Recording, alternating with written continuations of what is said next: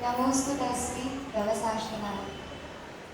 મહાભારતમાં જેમ શ્રી કૃષ્ણ અર્જુનના રથના સારથી બન્યા હતા, તેમજ મારા જીવનના રથના સારથી મારા હૃદયમાં વસેલા બધાના હૃદયમાં વસેલા શ્રી બાવનજનાલય જૈન સંઘના દરેક જણના દિલમાં વસેલા એવા શ્રી સંખેશ પ્રકાશના દાદાના ચરણોમાં નમો નમઃ. શ્રી પ્રેમ ભુવન ભાનુ જય ઘોષ રાજેન્દ્ર જીતેન્દ્ર ગુણરત્ન શ્રી સદગુરુભ્યો નમઃ. 451 દીક્ષા દાનેશ્વરી. એક નહીં, બે નહીં, ત્રણ નહીં, બટ 451. બહુ નાનો આંકડો નથી, બહુ જ એટલે બહુ જ મોટો આંકડો કહેવાય. જ્યારે એક મુમુક્ષુને ભાવ પ્રગટાવવામાં એને પ્રયાસ કરવામાં આટલો કષ્ટ લાગે છે, એવા 451 મુમુક્ષુઓને દીક્ષા દેનારા એવા શ્રી દીક્ષા દાનેશ્વરી ગુણરત્ન શ્રી સાહેબના ચરણોમાં નમઃ. ગુરુદેવ મારા વાલા પ્યારા તારણહારા એવા શ્રી 462 શ્રમણી વૃદ્ધ દેવ એકદમ હેન્ડલ કરે ને, છે બધી જ વસ્તુમાં એકદમ માં કરીને પપ્પા કરીને બધું જ વસ્તુને હેન્ડલ કરે એવા શ્રી રશ્મિ રત્ન શ્રી સાહેબના ચરણોમાં નમઃ. અહીં બિરાજેલા શ્રી ચારિત્ર રત્ન શ્રી સાહેબના ચરણોમાં નમો નમઃ.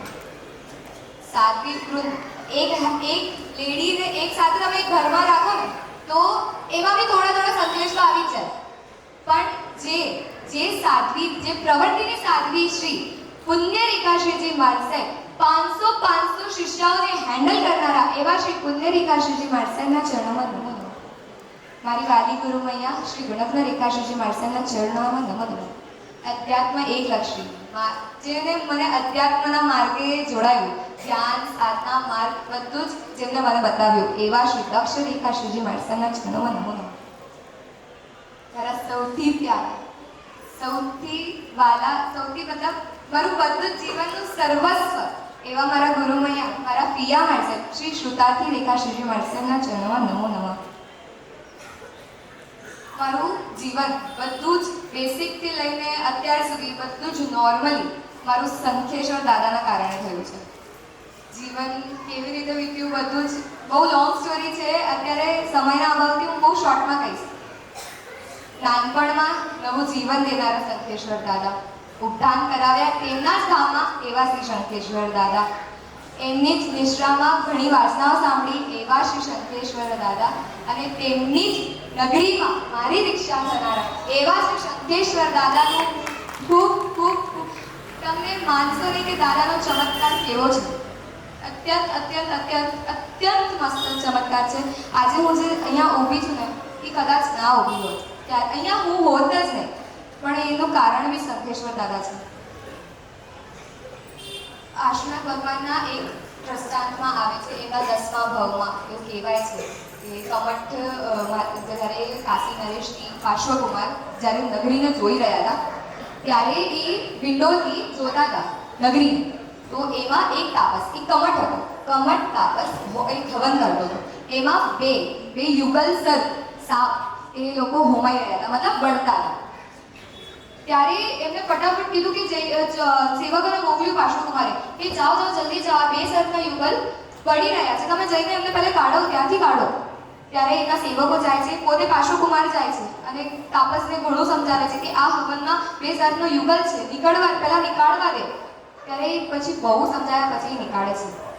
ત્યારે એ બે સરખના યુગલને નવકાર સંભળાવે છે, અને એકમાત્ર નવકાર પાર્શ્વકુમારના મુખેથી નીકળેલો નવકારથી એ બે સરખના યુગલ ધર્મેન્દ્ર અને પદ્માવતીની સીટ મળી જાય છે. આજે જે ધર્મેન્દ્ર અને પદ્માવતી આપણી સામે જે દેવદેવી આપણા સામે છે એ કોઈ નહીં બલ્કિ પાર્શ્વકુમારથી તારેલા જ છે. એવી જ રીતે હું બી આ સંસારમાં બળતી હતી, એવી જ રીતે હું બી આ કમઠ એટલે સંસાર રૂપી અગ્નિમાં બળતી હતી. ત્યારે પાર્શ્વકુમારે એમની વિન્ડોથી મને જોયું અને કીધું કે આ સર્પને કાઢો, આ બાળકને કાઢો, બસ આમને કાઢો અને આમને કાઢો. તરવાનું તો ખબર નહીં, બસ એમને મને કાઢી તો લીધું છે. બહુ જલ્દી એ અગ્નિથી હું નીકળવાની છું. એવા પાર્શ્વનાથ દાદાનો ખૂબ ખૂબ ખૂબ ખૂબ ઉપકાર રહેશે. મારા ગુરુ અહીંયા શ્રી શુદ્ધાર્થી રેખાશ્રીજી મારસાઈ, શ્રી દક્ષ રેખાશ્રીજી મારસાઈ. અધ્યાત્મ લક્ષ્ય એક લક્ષ્ય એટલે કહેવાય કે આપણને અહીંયાના મેડિટેશન કહેવાય. બધું જ મેડિટેટ કરાવે ને બધું નોર્મલી બધું શીખડાવે. એ યોગા ટીચર, અમારા યોગા ટીચર નથી, અમારા દક્ષરેખાશ્રીજી માસ્ટર છે. અમને ધ્યાન, સાધના, મૌન બધું જ A to Z શીખનારના એવા શ્રી દક્ષરેખાશ્રીજી માસ્ટર છે. પિયા માસ્ટર, હવે ત્યાંથી મારી લાઈફ સ્ટોરી સ્ટાર્ટ થાય છે કે દીક્ષા કેવી રીતે થઈ. સંસારમાં જ્યારે પિયા માસ્ટર હતા ને દર્શના, ગભુ પિયા કહેતા હતા અમે લોકો એમને, ત્યારે એ અષ્ટપ્રકારી પૂજા કરવા અહીંયા જ આવે અને મને લઈને આવે, મને બધા બાળકોને લઈને આવે અને હું એમની સાથે દોડતી આવતી હોઉં, હંમેશા દોડું, એમની પાછળ જ દોડું. લાઈક તે એમના પાછળ એક પૂંછડીની જેમ હોઉં. કોઈ બી પૂછે ને કે ગભુ ક્યાં છે તો ખબર જ હોય રીતિકા એની સાથે જશે. ત્યારે અષ્ટપ્રકારની પૂજા કરવા આવતા, એમની સાથે ઘણી બધી જાત્રાઓ કરી, એમની સાથે બધું શીખવાનું મળ્યું, બહુ બધું સંસારી અવસ્થામાં. હવે એટલું બધું ત્યારે તો લગાવ હતો જ, પણ પછી તરત જ અચાનક ખબર પડી. ત્યારે તો નાના હતા એટલે ખબર બી નથી કે શું હોય દીક્ષા જીવન. ખબર પડી કે એમની દીક્ષા થાય છે. મેં મારા લાઈફની ફર્સ્ટ દીક્ષા મારા પિયાની છે અને એ હતું કે પિયાને ગમે છે એટલે મને બી ગમે છે, મારે બી દીક્ષા લેવી છે. ત્યારે હું દક્ષરેખાશ્રીજી માસ્ટરના સાથે જ બેઠી હતી અને ત્યાં ઓઘો અપાઈ રહ્યો હતો. મને ખબર હતી કે મારા ગુરુજી બનશે, પણ ત્યારે મારા મમ્મીએ પાછળથી કીધું કે રીતિકા આજે બેઠા છે ને તારા બાજુમાં એ પિયા માસ્ટરના ગુરુજી છે. મેં કીધું મારા બી ગુરુજી હવે તો ત્યારે ફાઇનલ કર્યું. હવે એમના પાછળ એમના પાછળ લાગવા લાગી. દીક્ષા શું છે, કેવી રીતે છે, કઈ થિયોરિકલ પ્રેક્ટિકલ કઈ જ નહીં ખબર, બસ બે વિશે એટલી ખબર હતી. નાની હતી 11 યર્સની. પછી માસી પાસે રોકાવાનું થયું કે હવે પિયા માસ્ટર ત્યાં જતા રહે છે, હું થોડો ટાઈમ ત્યાં રોકાવા જાઉં. ત્યાં ગઈ, પછી વેકેશનમાં પાછી આવી ગઈ. એટલે વેકેશન થઈ ગયું, પછી ગયું, હવે તો પાછી ને આવી જાઉં છું સ્કૂલનું. નોર્મલી ચાલુ થયું અને પછી ઉપદાન કરવાનો અવસર આવ્યો. ત્યાં પછી સંકેશ્વરમાં ઉપદાન થાય છે, તો ઉપદાન કર તો મજા આવશે. તો ઓકે, ઉપદાન કર્યા. ત્યારે એકચ્યુઅલમાં ખબર પડી કે ઉપદાનમાં શું હોય છે. આપણે જે અહીંયા કરી રહ્યા છે ઉપદાન, અહીંયા જે સંસારી અવસ્થામાં આપણે જે રહીએ છીએ ને એ પૂરું ઓપોઝિટ છે. ત્યાં પૂરી લાઈફ ઓપોઝિટ છે. આપણને ખબર પડી છે કે સાધુ સાધ્વી માસ્ટરના જીવન કેવી રીતે વિતાય છે. ત્યાં મને એમના થિયોરિકલી ખબર પડી કે સંયમ જીવન શું. હવે ફાઇનલ તો અંતિમ દીક્ષા લેવી છે, પણ હજી બી દ્રઢ મક્કમતા નથી આવી. એવી જ રીતે ચાલતું ગયું. વેકેશનમાં આવવાનું થયું, પાછી જવાનું થયું. ઘરે આવું એવી ને એવી સેમ ટુ સેમ. પાછી માસ્ટર પાસે જવું તો એકદમ યોગ્ય બની જાઉં. હા માસ્ટર, જી માસ્ટર. અને ઘરે હા મમ્મી કરી લઈશ. બસ પછી અચાનક એક ઇન્સિડન્ટ બન્યો રિસન્ટમાં. ત્યારે એક મૃત્યુને આપણે સામે જોઈએ ને કોઈ, ત્યારે આપણને ખબર પડે કે બહુ જ એક તો ઓલરેડી વાસનાઓ તો સાંભળેલી હોય. પ્રવચન એટલે કહેવાય છે કે પ્રવચન શ્રેણી કેમ કરવી જોઈએ. સાંભળેલું હોય ત્યારે બી સામે ઇન્સિડન્ટ આવી જાય ને આપણને તરત નિમિત્ત મળી જાય છે. બસ એ ઇન્સિડન્ટ સામે આવ્યો મૃત્યુનો અને જોવામાં આવ્યું. અને ત્યારે જ ખબર પડી બસ સંસાર આ જ છે. હવે મતલબ મારી બી આટલી જ ઉંમર હતી, સામે બી આ જ થયું. હું હોતા જગ્યાએ તો મારું જીવન તો વેસ્ટ જ જતું રહે છે. હું મનુષ્ય ભવને આટલું દુર્લભ મળેલું મનુષ્યને મારે વેસ્ટ નથી કરવો. બસ ત્યારથી એકદમ જ ટર્નિંગ પોઈન્ટ આવ્યો અને પાછી ગુરુકુલવાસમાં ગઈ. માણસાને મળી, માણસાને વાત કરી, માણસાને હા પાડી કે હા વાંધો નહીં. એકદમ જ ભણી ગઈ, રેડી થઈ ગઈ. પછી પપ્પા પાસે અનુજ્ઞા માંગી. પપ્પા મારે હવે જ દીક્ષા જ લેવી છે. પપ્પા કે હજી થોડો ટાઈમ રૂકી જા, આપણે કરી લઈશું. વાંધો નહીં, હું તને થોડા ટાઈમ પછી આપીશ, તને ના નથી પાડતો, પણ તું થોડો ટાઈમ રૂકી જા, હજી થોડી પરિપક્વ થઈ જા. ત્યારે શ્રી ગચ્છાધિપતિ માણસે પાસે, રાજેન્દ્ર સુરી માણસે પાસે અમે ગયા હતા. એમની પાસે આજ્ઞા માંગવા કે અમે શું કરીએ, 2 વર્ષનો ગાળો લઈએ કે 8 મહિનાનો. ત્યારે રાજેન્દ્ર સુરી માણસે એટલું જ બોલ્યા હતા, 8 મહિનામાં દીક્ષા કરાવી દઉં સહજ. ખાલી એમ જ ટોપિક બી નહોતો. અને ત્યારથી ડેટ લઈને ફેબ્રુઆરી 23ના મારા 8 મહિનાની દીક્ષા થાય છે. એ ગચ્છાધિપતિ માણસેના સત્ય વચન હતા.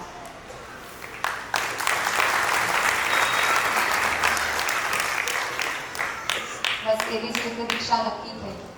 હવે દીક્ષા કેમ, ઘણા બધાનો ક્વેશ્ચન હોય છે, ઘણા બધા પૂછે છે કે દીક્ષા કેમ લો છો, કેમ આટલું બધું કરો, આટલી શોખીન તો છોકરી છે, કેવી રીતે દીક્ષા લેશે, કેવી રીતે પાડશે. એકચ્યુઅલી છે બધાનો એક જ પોઈન્ટ હોય કે દીક્ષા કેમ લેવી છે. મોક્ષને મેળવવા માટે, મારે આત્મલક્ષી થવું છે, મારે આત્મામાં બનવું છે.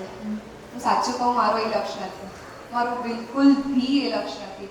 આગળ જઈને થશે તો મને ખબર નથી, પણ મારો અત્યારે લક્ષ્ય એક જ માત્ર છે, નિરવિકલ્પ રે નિરવિલંબ ભાવે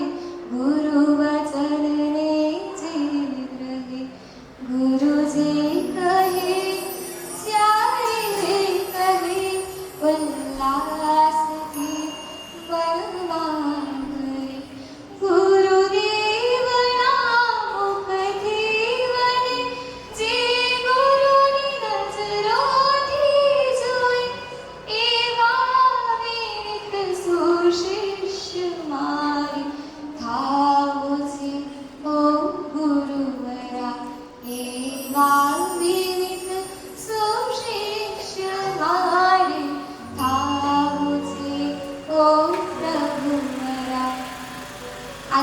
આ સ્તુતિના દરેક વર્ડમાં એક શિષ્યનો ગુણ બતાવેલો છે. દરેક વર્ડમાં મારો લક્ષ્ય બસ એ જ છે. મારે મોક્ષ નથી મેળવવો, મને બસ સાચા ગુરુની શિષ્ય બનવું છે, એકદમ વિનીત શિષ્ય બનવું છે. એ જ મને અને વિશ્વાસ છે કે અગર હું એ શિષ્ય બનીશ ને તો મને મોક્ષ સીટ પાક્કી મળી જ જશે.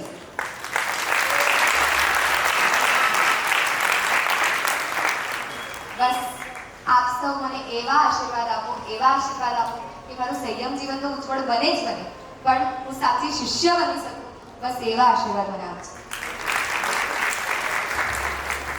આપ સૌનો ઉપકાર, મારા ફેમિલી રિલેટિવ્સ, મારા સંઘના દરેક ભાઈ બહેનો, મારા સહાય કરનારા પાર્થભાઈ જોશી, શ્રી હિમાંશુભાઈ મકવાના, ઉર્વિલભાઈ અને વર્ધમાન સંસ્કાર ધામ અને એલેટ ગ્રુપ, જેમને એકદમ જ એક ટેન્શન સાઈડ પર મુકાવડાવીનું કામ કર્યું છે દરેક વસ્તુમાં કે તમારે આ કામ કરવું છે, ચલો ઠીક છે થઈ જશે, આ કામ કરવું છે, ઠીક છે થઈ જશે.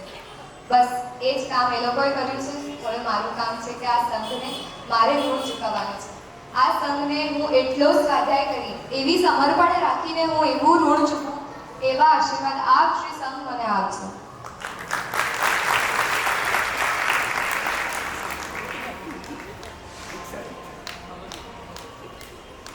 શ્રી શંખેશ્વર ધામે, જ્યાં દાદાનું મારું Born and brought up everything, જે બધું જ મારું લઈને શંખેશ્વરથી રિલેટ થયું છે, એ દીક્ષા નગરીમાં શંખેશ્વરમાં મહાવદ દસમ, દાદાની દસમના દિવસે જ મારી દીક્ષા છે. 23 ફેબ્રુઆરી રવિવારના દિવસે ખાસ આપ શ્રી સંઘ મને આશીર્વાદ દેવા ખાસ પધારજો.